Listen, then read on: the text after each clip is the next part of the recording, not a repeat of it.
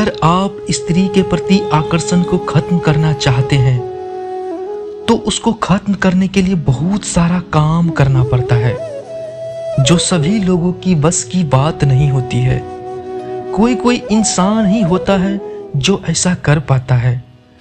लेकिन आज जो अपना समय देकर इस वीडियो में कही गई बात को सीख लेता है तो वह अपने जीवन में बहुत खुश और सुख शांति से रहेगा।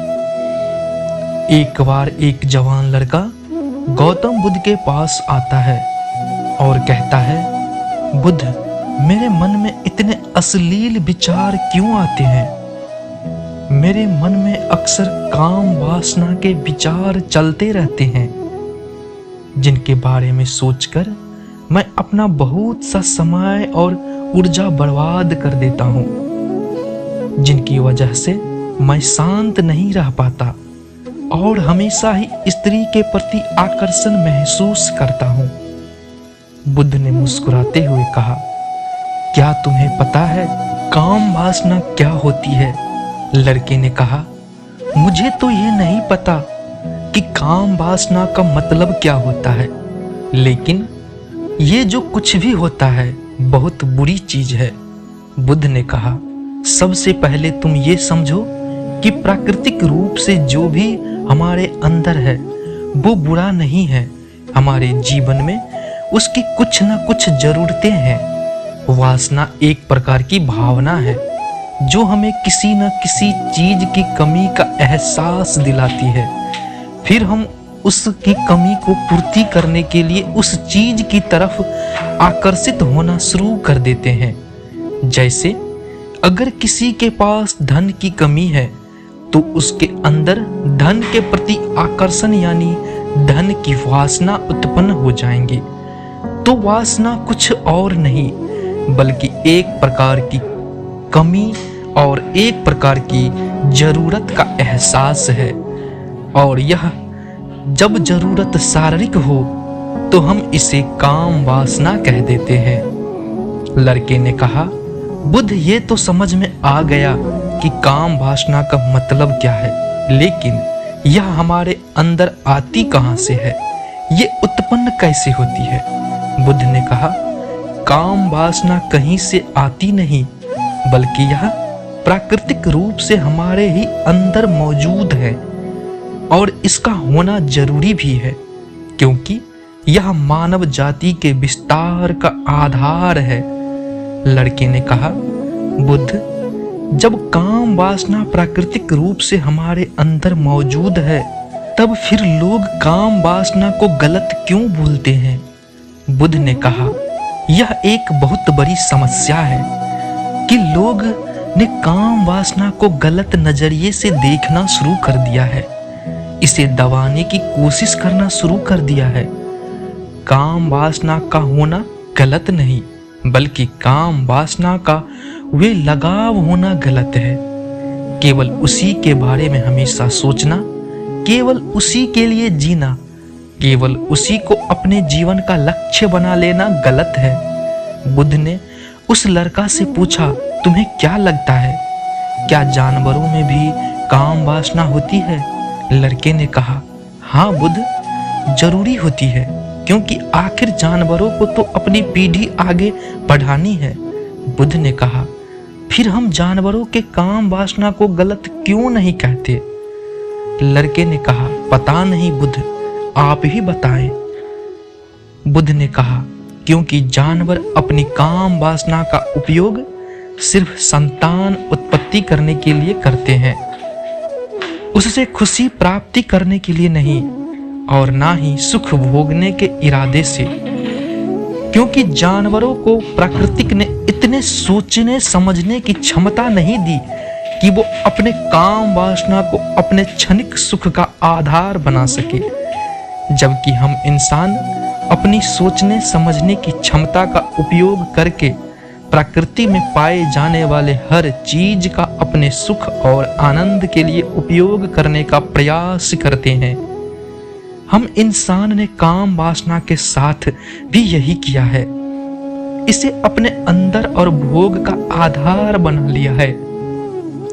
जिस भावना से प्रकृति ने मानव जाति का अस्तित्व बनाए रखने के लिए हमारे अंदर डाला था, उसे हमने जीवन का सर्वोपरि लक्ष्य बना रखा है। और इंसान का काम वासना का ये लगाव होना ही उसके गलत होने का कारण है। काम वासना हावी क्यों होती है? लड़के ने बुद्ध से कहा। लेकिन काम वासना हावी क्यों होती है? इसके बेलगाम होने का कारण क्या है? बुद्ध ने कहा, काम वासना के वे लगाव होने के 4 बड़े कारण हैं, जिसमें सबसे पहला कारण है जीवन में किसी बड़े उद्देश्य का न होना। बुद्ध ने उस लड़की से पूछा, क्या जब तुम किसी काम में व्यस्त होते हो तब भी तुम्हारे दिमाग में विचार आते हैं? लड़के ने कहा, नहीं बुद्ध, तब तो ऐसा नहीं होता है। जब मैं व्यस्त होता हूं तो मेरे दिमाग में विचार नहीं आते हैं। बुद्ध ने कहा, हमारे दिमाग एक प्रकार के सिर्फ चीज के बारे में नहीं सोचता, इसलिए जब हमारे दिमाग में कोई दूसरे विचार चल रहे होते तो अश्लील विचार ही आ सकते हैं। अगर हमारे जीवन में कोई बड़ा और स्पष्ट लक्ष्य है और अगर हम उस लक्ष्य के प्रति पूरे तरीके से समर्पित हैं, तो हमारे पास कभी इतना समय नहीं होगा कि यह फालतू के विचार हमारे मन में बढ़ सके। और अगर ऐसा विचार उठते भी हैं तो हमारे मजबूत लक्ष्य के विचार उन्हें आसानी से हमारे मन से विस्थापित कर देंगे। लेकिन असल समस्या यह है कि अधिकतर लोग के पास एक मजबूत और स्पष्ट लक्ष्य की कमी है। बुद्ध ने कहा, काम वासना के बेलगाम होने का दूसरा कारण समाज के द्वारा इसे गलत बताकर दबाए जाने की कोशिश करना। लोग के एक बड़े तबके ने कामुकता को हमेशा ही सबकी नजर से देखा है और इसका सबसे बड़ा कारण है कि हमने अपने यौन अंगों को शरीर से बाकी अंगों की तरह स्वीकार नहीं किया, जबकि हमारे यौन अंग भी हमारे बाकी अंगों जैसे हैं। पैर, मुंह, हाथ आदि के समान ही बस एक अंग है जो अपना काम करते हैं, जिसके लिए प्रकृति ने उन्हें बनाया है।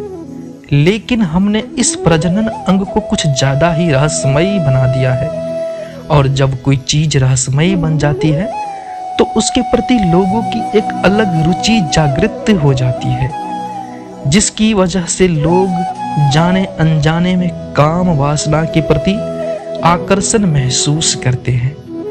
बुद्ध ने आगे कहा, जब किसी विचार को दबाने का, उसका दमन करने का प्रयास किया जाता है, तब विचार और मजबूती के साथ उभर कर आती है, और यही काम वासना के विचारों के साथ भी किया जा रहा है। क्यों जबरदस्ती विचार को दबाना नहीं चाहिए? बुद्ध ने कहा, अगर मैं तुम्हें कहूं कि आम के बारे में मत सोचना तो तुम्हारे मन में पहला चित्र किस चीज का आया? लड़के ने कहा, बुद्ध, मेरे मन में पहला चित्र आम का ही आया।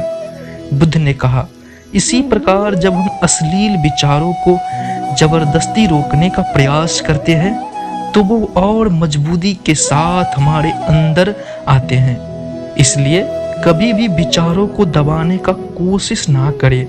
लड़के ने कहा, हाँ, ये तो मैंने ही महसूस किया है। बुद्ध ने इंसानों में कामुकता के हावी होने का तीसरा कारण बताया, हमारे मन के विचारों के प्रति जागरूक ना होना। हमारे मन में कैसे विचार चल रहे हैं, हम इस पर कभी ध्यान नहीं देते। हमारे मन में उठने वाले विचारों के बारे में एक अनहोनी बात यह है कि जब हम किसी एक चीज के बारे में विचार करते हैं तो हमारा मन उसी से संबंधित और भी विचार हमारे मन के सामने रखता है, और फिर ऐसे ही हमारे मन में विचारों की एक श्रृंखला बन जाती है जिस पर हम उलझकर रह जाते हैं। ठीक ऐसा ही अश्लील विचारों के साथ हमने एक बार किसी को देखकर अपने मन में एक अश्लील विचार पैदा किया है, फिर हमारा मन अपने आप ही इन विचारों को श्रृंखला बना देती है, जिनके बारे में सोच सोच कर हम अपनी बहुत सी ऊर्जा और समय बर्बाद कर देते हैं। इसलिए पूरी जागरूकता के साथ अपने अंदर उठने वाले विचारों पर ध्यान देना जरूरी है। बुद्ध ने कहा, अश्लील विचारों के हावी होने के चौथे कारण बुरी सोच और अश्लील विचार वाले लोगों की संगति करना। कई बार ऐसा होता है कि कामुकता हमारे अंदर नहीं, लेकिन कुछ अश्लील लोगों के साथ रहने की वजह से हमारे अंदर हावी हो जाती है।